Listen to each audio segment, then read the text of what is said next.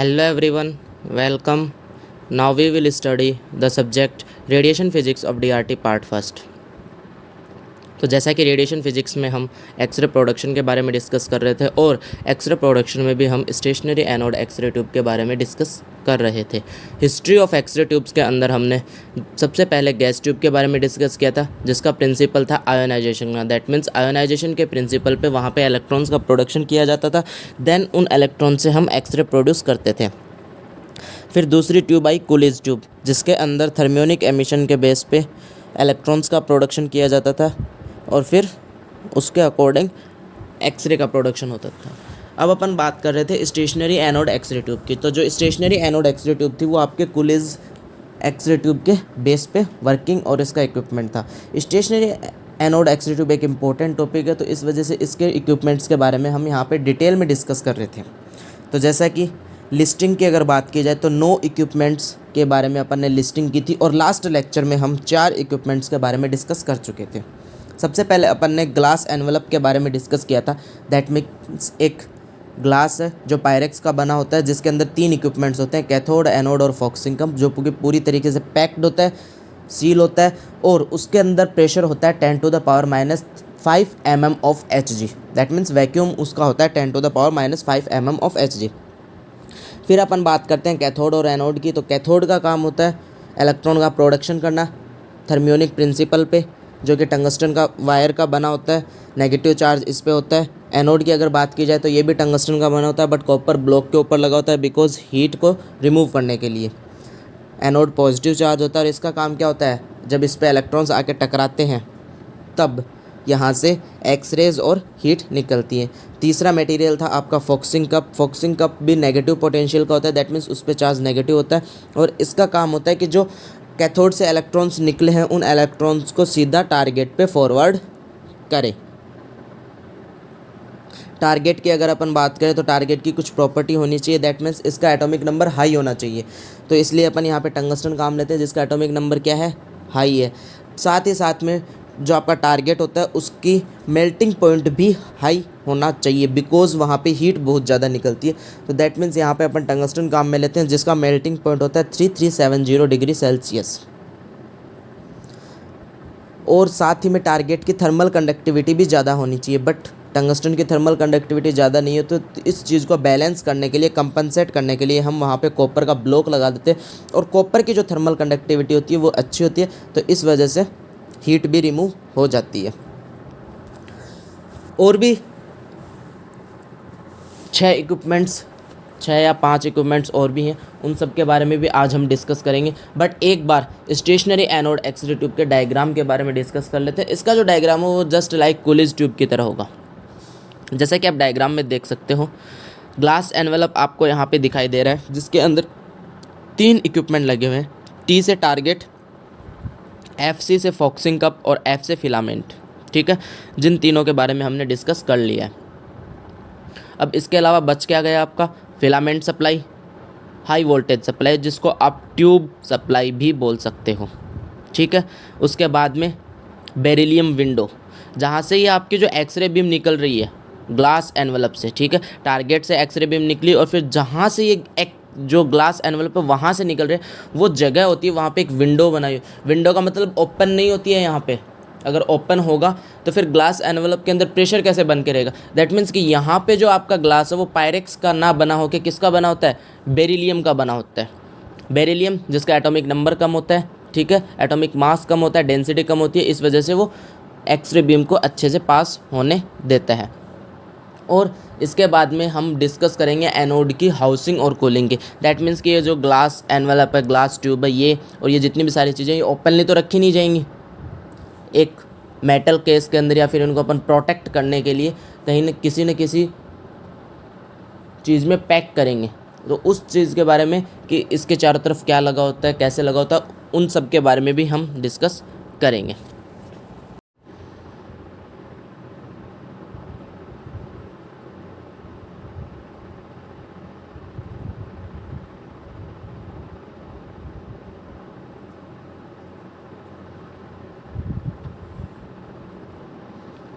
Now we will discuss about the tube supply, जो कि high voltage supply diagram में लिखा हुआ था, उसके बारे में अपन यहाँ पे डिस्कस करेंगे।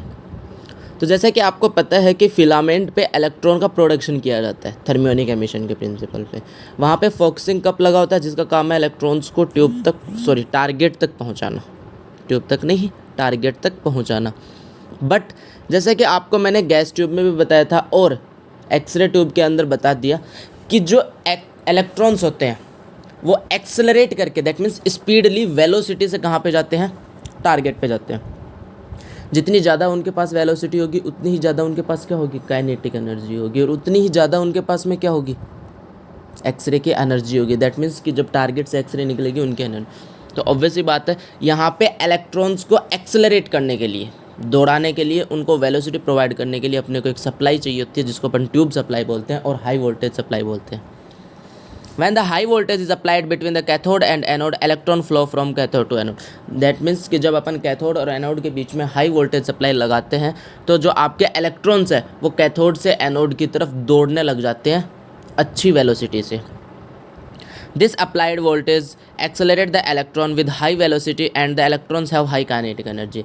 That means कि इस applied voltage के कारण ये इलेक्ट्रॉन्स एक तीव्र गति से वहाँ पे दौड़ते हैं और जिसके कारण इनके पास में काइनेटिक एनर्जी भी ज़्यादा होती है।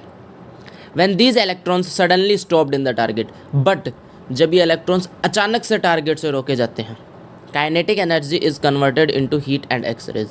तो वो जो उनके पास में जो काइनेटिक एनर्जी थी वो हीट और एक्सरेज के अंदर कन्वर्ट हो जाती है, और इसी तरीके से एक्सरे का प्रोडक्शन होता है।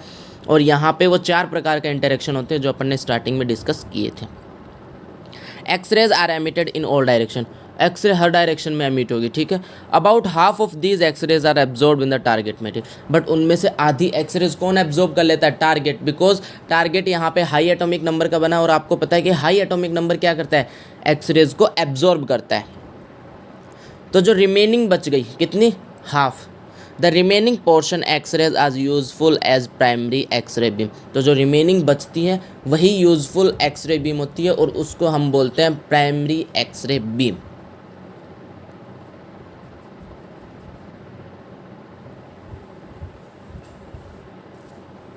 दैट मीन्स कि सिंपल सी बात है, ट्यूब सप्लाई का काम होता है इलेक्ट्रॉन्स को वेलोसिटी प्रोवाइड करना जिसके कारण उनमें काइनेटिक एनर्जी आती है और फिर वो काइनेटिक एनर्जी हीट और एक्सरेज में कन्वर्ट हो जाती है जब ये इलेक्ट्रॉन्स टारगेट पे जाके टकराते हैं। तो ये आपका मेन काम होता है यहाँ पे किसका, ट्यूब सप्लाई का, that means high voltage supply का, जो कि स्टेप अप ट्रांसफार्मर से दी जाती है। Now we will discuss about the filament supply. अब अपन बात करेंगे फिलामेंट के सप्लाई की। तो जैसा कि आपको मैंने ट्रांसफार्मर जब पढ़ाया था तब भी ये चीज़ बताई थी कि 2 प्रकार के ट्रांसफार्मर होते हैं, एक स्टेप अप एक step down. Step up high voltage के लिए, स्टेप डाउन लो वोल्टेज के लिए।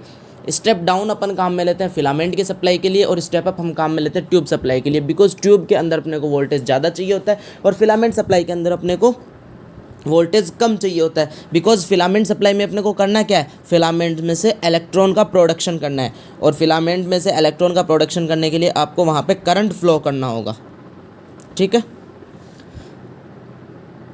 The filament circuit supply a potential difference of 10 volt and filament current of 3 से 6 एम्पियर। दैट मीन्स कि फिलामेंट के अंदर अपन जो सप्लाई देते हैं उसमें आपका वोल्टेज तो होता है 10 वोल्ट लगभग और करंट कितना होता है 3 से 6 एम्पियर। फिलामेंट में सप्लाई क्यों देनी पड़ रही है, बिकॉज फिलामेंट में थर्मियोनिक एमिशन की प्रोसेस करानी। जब आप वहाँ पे सप्लाई दोगे, करंट दोगे, तो वहाँ पे रेजिस्टेंस के कारण हीट निकलेगी और उस हीट की वजह से वहाँ पे इलेक्ट्रॉन्स निकलेंगे और एक घटना होगी जिसको अपन बोलते हैं थर्मियोनिक एमिशन, और उससे फिर इलेक्ट्रॉन्स निकलेंगे।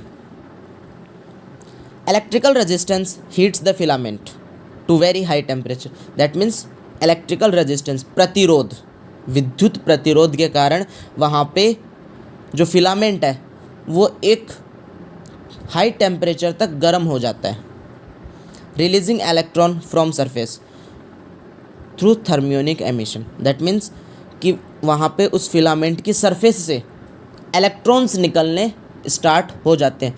कौन से प्रोसेस के कारण, थर्मियोनिक एमिशन के कारण। और थर्मियोनिक एमिशन आपको क्या बोलता है कि जब किसी भी आप मेटल सरफेस को हीट प्रोवाइड करते हो तो उसमें से अगर इलेक्ट्रॉन्स एमिट होते हैं तो वो प्रोसेस कहलाती है थर्मियोनिक एमिशन।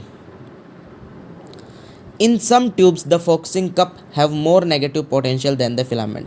जैसा कि नॉर्मल जो एक्सरे ट्यूब्स होती हैं उसके अंदर जितना पोटेंशियल आप किसको देते हो, फिलामेंट को देते हो उतना ही पोटेंशियल फोकसिंग कप को दिया जाता है, ताकि वो इलेक्ट्रॉन्स एक डायरेक्शन में फॉरवर्ड हो सके। बट कई ट्यूब्स के अंदर, कुछ ट्यूब्स के अंदर फोकसिंग कप पे ज़्यादा पोटेंशियल लगाया जाता है। ज़्यादा पोटेंशियल लगाने से क्या होगा, वो ज़्यादा रिपेल करेंगे इलेक्ट्रॉन को, और ज़्यादा रिपेल करेंगे तो वहाँ पे इलेक्ट्रॉन्स के पास में वेलोसिटी भी आएगी, और वो इलेक्ट्रॉन्स एक फिक्स डायरेक्शन के अंदर फॉरवर्ड होंगे और जाके एनोड पे टकराएंगे।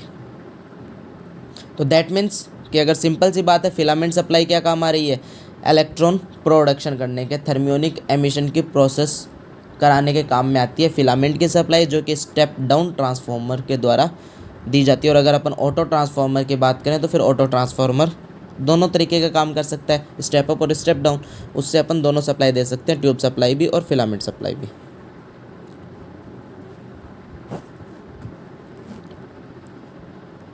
Now we will discuss about the anode angle. अब अपन बात करते हैं एनोड एंगल की।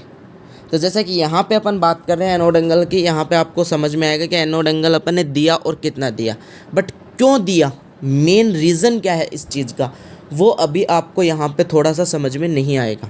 जैसे ही अपना टॉपिक कंप्लीट होगा, स्टेशनरी एनोड एक्स-रे ट्यूब और रोटेटिंग एनोड एक्स-रे ट्यूब, अपन एक छोटा सा टॉपिक डिस्कस करेंगे, लाइन फोकस प्रिंसिपल, या फिर अपना है फोकल स्पॉट एरिया के नाम से, ठीक है, जिसमें अपन ये चीज़ डिस्क्राइब करेंगे कि अपने को एनोड में एंगल देने की ज़रूरत क्यों पड़ी। तो जैसा कि एनोड एंगल की बात करें, समझ में आ रहा है कि एनोड जो है, और जैसा कि आप डायग्राम में भी देख चुके हो कि एनोड एकदम स्ट्रेट नहीं था, वहाँ पे कुछ एंगल वहाँ पे दिया हुआ था उसमें। Anode angle is defined as the angle of the target surface to the central axis of the beam. That means anode angle को अगर अपन डिफाइन करते हैं, इसकी डेफिनेशन देते हैं, तो जो टारगेट सरफेस होती है, टारगेट की सरफेस जहाँ पे इलेक्ट्रॉन जाके टकराते हैं, उसमें एंगल दिया हुआ, कोण देना किसके according, central axis of the beam, beam की सेंट्रल एक्सिस के अकॉर्डिंग। जो अपने डायग्नोस्टिक एक्सरे ट्यूब होती है उसके अंदर एनोड एंगल कितने से कितना होता है, 20 डिग्री से लेकर 6 डिग्री तक, बट ज़्यादातर अपन कितना रखते हैं, 12 से 15 डिग्री, मतलब 20 से 6 हो सकता है डायग्नोस्टिक के अंदर, बट ज़्यादातर मोस्टली कौन सा किया जाता है, 12 से 15 डिग्री का एंगल अपन काम में लेते हैं। अब ये एनोड एंगल काम में क्यों लिया जाता है, ये अपन डिस्कस करेंगे लाइन फोकस प्रिंसिपल में, या फिर फोकल स्पॉट एरिया के अंदर, जो टॉपिक हम रोटेटिंग एनोड एक्स-रे ट्यूब के कंप्लीट होने के बाद में डिस्कस करेंगे।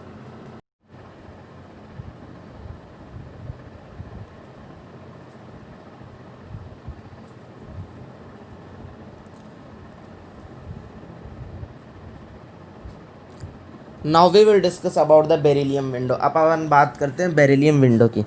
तो जैसा कि अपन ने बात की थी कि ग्लास एनवेलप जो होता है वो पूरी तरीके से सील होता है, और वो अपन ने किसका बना दिया, पायरेक्स का बना दिया। तो अब वहाँ पे क्या होगा कि जब ग्लास एनवेलप से एक्सरेज निकलेंगी तो कुछ एक्सरेज एब्जॉर्ब हो जाएंगी। दैट मीन्स अपना यहाँ पे एनर्जी का क्या हो जाएगा, लॉस हो जाएगा, जो कि नहीं होना चाहिए। बिकॉज पहले ही टारगेट में क्या हो रहा है, 99% हीट निकल रही है, 1% एक्सरेज निकल रही है, अब उन एक्सरेज में भी क्या हो जाएगा, वहाँ पे लॉस हो जाएगा। तो इस वजह से क्या किया जाता है कि जहाँ से एक्सरेज निकलती हैं उस पार्ट को बेरिलियम का बना दिया जाता है, और उसको अपन बोलते हैं बेरिलियम विंडो। एक बार दोबारा बता देता हूँ, विंडो का मतलब होता है खिड़की, ओपन। यहाँ पे कंफ्यूज मत होना, और कभी भी ये चीज़ मत समझ लेना कि जो पायरेक्स का ग्लास होता है वहाँ पे कोई विंडो होगी या खिड़की टाइप स्ट्रक्चर होगी, ओपन स्ट्रक्चर होगी। बिकॉज अगर ओपन स्ट्रक्चर हुई तो आपका ग्लास एनवलप की जो थ्योरी है वो यहाँ पे फेल हो जाती है। बिकॉज ग्लास एनवलप के अंदर अपन प्रेशर बना के रखते हैं 10⁻⁻5 mm ऑफ Hg, वो प्रेशर ही नहीं रहेगा, वहाँ पे गैस चली जाएगी अंदर, और आपकी गैस ट्यूब की तरह वहाँ पे आयनाइजेशन होने लग जाएगा। दैट मीन्स पूरी ट्यूब खराब। तो दैट मीन्स वहाँ पे बेरिलियम की एक स्ट्रक्चर बनी होती है, उस ग्लास का थोड़ा सा जो पार्ट होता है वो बेरिलियम का बना दिया जाता है, ठीक है। The X ray tube window is made up of the beryllium. X ray tube की जो विंडो बनी होती है जहाँ से एक्सरेज बाहर निकलती हैं वो बेरिलियम की बनी होती है। बेरिलियम इज़ प्रेफर्ड, बेरिलियम अपन प्रेफर्ड करते हैं because it has low density, इसकी डेंसिटी कम होती है, इसका एटॉमिक मास कम होता है, और very low absorption of the X rays. That means वहाँ पे एक्सरे अगर एब्जॉर्ब करने की अपन बात करें तो बहुत कम एक्सरेज एब्जॉर्ब होती हैं। तो ये आपके सिंपल सी बेरिलियम विंडो है। अब अपना जो लास्ट इक्विपमेंट है tube housing and tube cooling, उसके बारे में अपन डिस्कस करते हैं।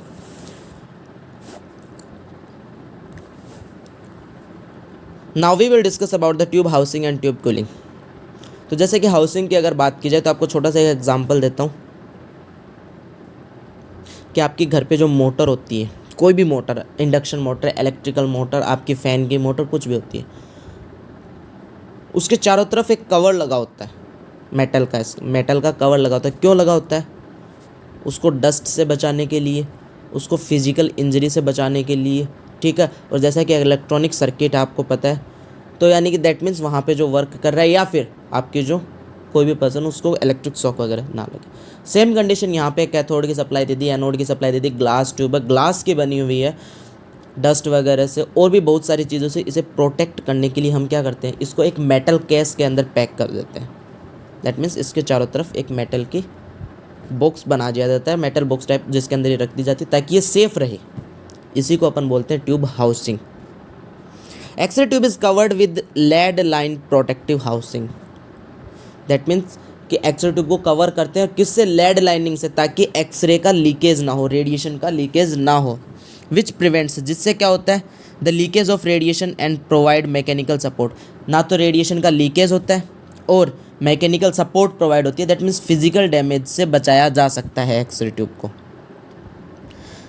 तो दो चीज़ें हैं यहाँ पे, ट्यूब हाउसिंग और ट्यूब कूलिंग। ट्यूब हाउसिंग के बारे में पता चल गया क्यों की और किसकी की। अब अपन बात करते हैं ट्यूब कूलिंग की। ट्यूब कूलिंग की ज़रूरत क्यों पड़ी, सबसे पहले अपन ये डिस्कस करेंगे। बिकॉज जैसा कि अपन ने 4 प्रकार के जो इंटरेक्शन पढ़े थे वहाँ पे भी ये चीज़ डिस्कस की, और बहुत बार मैंने आपको ये चीज़ बता दी है। इस चीज़ को ध्यान रखना कि जो इलेक्ट्रॉन्स आते हैं उसमें से 99% हीट निकलती है और 1% एक्सरेज निकलती है। तो दैट मीन्स 99% हीट निकलती है, तो वहाँ पे हीट ज़्यादा होगी, और इसी वजह से अपना जो टारगेट था उसकी एक प्रॉपर्टी के अंदर अपन ने उसका मेल्टिंग पॉइंट भी ज़्यादा रखा था। तो अब अपन बात करते हैं ट्यूब को कूल करने की। बिकॉज हीट ज़्यादा निकल रही है, तो कोई भी मशीनरी अगर उसमें से हीट निकल रही है तो ऑब्वियस सी बात है आपको कूलिंग के लिए एफिशिएंट सिस्टम्स वहाँ पे लगाने पड़ेंगे ताकि वो मशीनरी ख़राब ना हो। In the X ray tube only less than 1% electron supply is converted into X rays. That means कि एक्सरे ट्यूब के अंदर केवल 1% या फिर 1% से कम इलेक्ट्रॉन ही एक्सरेज में कन्वर्ट किए जाते हैं। The remaining electrical power over 99% is converted into heat. That means कि जो रिमेनिंग बच गई है लगभग 99%, वो किस में कन्वर्ट कर दी जाती है? हीट में कन्वर्ट होती है। तो दैट मीन्स कि अब आपको ट्यूब को कूल करना है, ठंडा करना है, ताकि ट्यूब डैमेज ना हो, उसको फिजिकल कोई इंजरी ना हो। अब किस तरीके से करेंगे देखते हैं अपन अभी।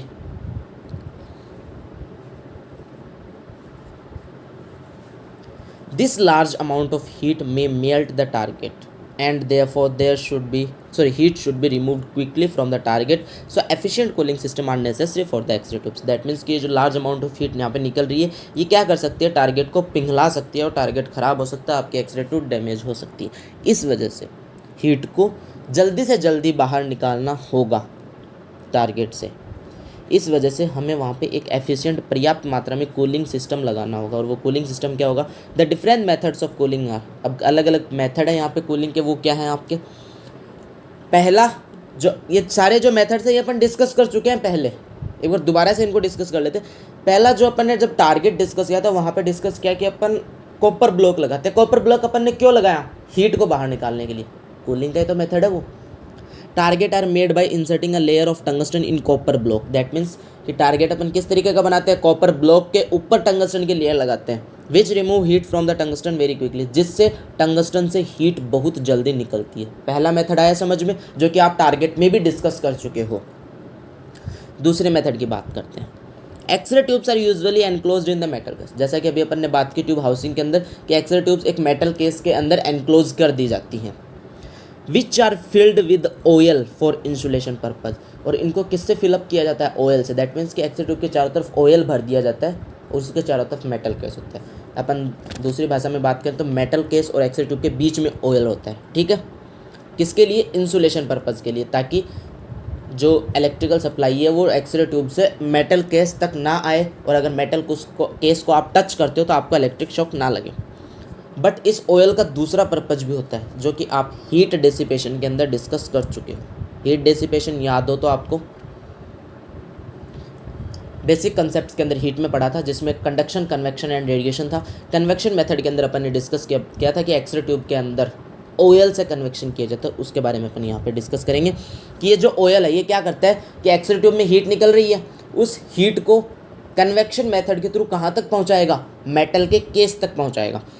The oil convection transfer the heat from the copper block to the metal case. Oil convection के थ्रू ये हीट ट्यूब से मेटल केस तक पहुँचेगी। Air convection remove the heat from the metal case to the environment. और अब क्या होगा, air convection के थ्रू मेटल केस आपका गर्म हो रखा है, मेटल केस से वो एयर कन्वेक्शन के थ्रू वो हीट कहाँ पे चली जाएगी, इन्वायरमेंट में चली जाएगी। तो दैट मीन्स इस टोटल प्रोसेस के थ्रू आपकी हीट ट्यूब से निकल के बाहर आ गई। कैसे आ गई, टंगस्टन से वो कॉपर ब्लॉक पे गई, कॉपर ब्लॉक से वो एक्सरे की ट्यूब पे आई, दैट मीन्स ग्लास ट्यूब पे आई, ग्लास ट्यूब के चारों तरफ ऑयल था, वहाँ से कन्वेक्शन से वो मेटल केस पे आई हीट, और मेटल केस से फिर एयर के थ्रू वो इन्वायरमेंट में आ गई। एफिशिएंट कूलिंग सिस्टम हो गया आपका। चौथा method, sometimes a small fan is arrange to blow air on the metal case to assist coolant. कई बार क्या होता है कि जो मेटल केस है वो गर्म होगा, आपको पता है, उसके ऊपर क्या लगा दिया जाता है, फ़ैन लगा दिया जाता है। और जैसे कि अगर इसके बारे में अपन बात करें तो जहाँ पे आपकी एक्सरे ट्यूब लगी होती है वहाँ पे एयर कंडीशनिंग सिस्टम लगा होता है, ताकि वो जो पूरी की पूरी मशीनरी वो गर्म ना हो, बिकॉज वहाँ पे ट्रांसफार्मर होता है, रेक्टिफायर होता है, आपका जनरेटर, बहुत सारी चीज़ें होती हैं एक्सरे ट्यूब के अंदर। तो उन सब के अंदर हीट निकल रही है, उसको मैनेज करने के लिए अपन क्या करते हैं, रूम का जो टेम्परेचर होता है उसी को मेनटेन कर देते हैं, और उसके लिए एयर कंडीशनिंग लगा दी जाती है। तो जिससे क्या होगा कि जो आपका मेटल गैस है वो भी यहाँ पे गर्म नहीं होता है। In some modern tubes the anode is earthed. अब कई ट्यूब्स के अंदर क्या किया जाता है कि एनोड को अर्थ किया जाता है। अर्थ क्यों, इलेक्ट्रिक शॉक से बचने के लिए। और फिर क्या कर दिया जाता है कि जो मेटल केस और ट्यूब के बीच की जगह वहाँ पे वाटर का फ्लो कर दिया जाता है, और वाटर से कन्वेक्शन की प्रोसेस बहुत अच्छी होती है, दैट मीन्स हीट जल्दी से रिमूव हो जाती है। Water is allowed to circulate through the anode for dissipation of heat. Heat को बाहर निकालने के लिए एनोड के चारों तरफ वाटर सर्कुलेट कर दिया जाता है, और वाटर आपको पता है कि इलेक्ट्रिसिटी का कंडक्शन करता है, तो दैट मीन्स वहाँ पे इलेक्ट्रिक शॉक लग सकता है। इस वजह से एनोड को अर्थ कर दिया जाता है ताकि इलेक्ट्रिक शॉक भी ना लगे। तो ये कुछ कूलिंग सिस्टम थे जिसके थ्रू हम एक्सरे ट्यूब को कूल कर सकते हैं। पहला, टंगस्टन पे कॉपर ब्लॉक लगाना, ठीक है। दूसरा, ग्लास ट्यूब के चारों तरफ ऑयल फिल कर देना। टंगस्टन से हीट निकल के कॉपर ब्लॉक पे गई, कॉपर ब्लॉक से ग्लास ट्यूब पे आई, ग्लास ट्यूब से ऑयल के थ्रू वो मेटल केस पे आई, और मेटल केस से फिर वो इन्वायरमेंट में चली गई फैन के थ्रू या फिर नॉर्मल विदाउट फैन। अब अपन बात करते हैं स्टेशनरी एनोड का डिसएडवांटेज। इसका डिसएडवांटेज हुआ तभी तो रोटेटिंग आई है। डिसएडवांटेज क्या है कि जो आपका स्टेशनरी है वहाँ पे एनोड फिक्स है। अब फिक्स होगा तो क्या होगा, आपकी फॉर एग्जांपल आप दीवार लेके चलते हो कोई भी, अगर आप एक ही एक जगह पे बार बार में कोई चीज़ से बीटन करते हो, मारते हो, ठीक है, तो वहाँ पे क्या होगा, वो चीज़ डैमेज होगी। आप हथौड़ा लेके अगर दीवार पे एक जगह मारोगे तो वहाँ से दीवार ख़राब हो जाएगी, डैमेज। वही चीज़ यहाँ पे इलेक्ट्रॉन्स बार बार आके टकरा रहे हैं, डेली एक्सपोजर कर रहे हो, और वो इलेक्ट्रॉन्स कहाँ पे टकरा रहे हैं, केवल एनोड की एक ही जगह पे टकरा रहे हैं, तो वहाँ पे क्या होगा, एनोड ख़राब हो जाएगा। Stationary anode tubes have a small target area that limits the heat dissipation and also limits the exit.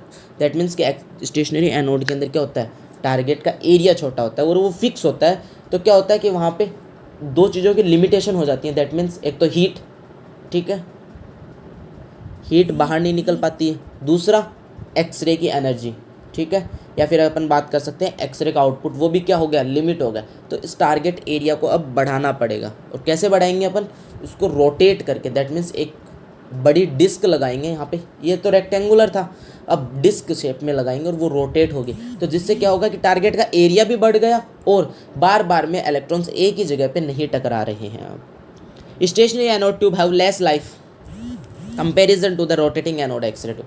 अगर अपन कंपेरिजन करें रोटेटिंग एनोड एक्सरे ट्यूब, तो जो आपकी स्टेशनरी एनोड होती है उसकी लाइफ कम होती है। कम क्यों होती है, बिकॉज यहाँ पे एक ही जगह पे इलेक्ट्रॉन्स टकराते हैं और वहाँ से टारगेट आपका ख़राब हो जाता है, ठीक है। अब रोटेटिंग में क्या करेंगे वो अपन रोटेटिंग एनोड एक्सरे ट्यूब में डिस्कस करेंगे। यूजेस की अगर बात करें तो स्टेशनरी कहाँ पे काम में ली जाती है, डेंटल एक्सरे यूनिट के अंदर, बिकॉज डेंटल के अंदर अपने को लोअर एनर्जी की एक्सरे चाहिए होती है। पोर्टेबल एक्सरे यूनिट, पोर्टेबल में भी लोअर एनर्जी चाहिए होती है और वेट भी कम चाहिए होता है, ठीक है। तो वहाँ पे अपन एनोड छोटी लगाते हैं, स्टेशनरी लगाते हैं। पोर्टेबल फ्लोरोस्कोपी सिस्टम, इन सब के अंदर, तीनों सिस्टम्स के अंदर स्टेशनरी एनोड एक्सरे ट्यूब की काम में ली जाती है। बाकी के जितने भी मॉडर्न एक्सरे ट्यूब्स हैं वहाँ पे अब रोटेटिंग एनोड एक्सरे ट्यूब काम में ली जाती है। तो ये आपका स्टेशनरी एनोड एक्सरे ट्यूब था। Thank you so much.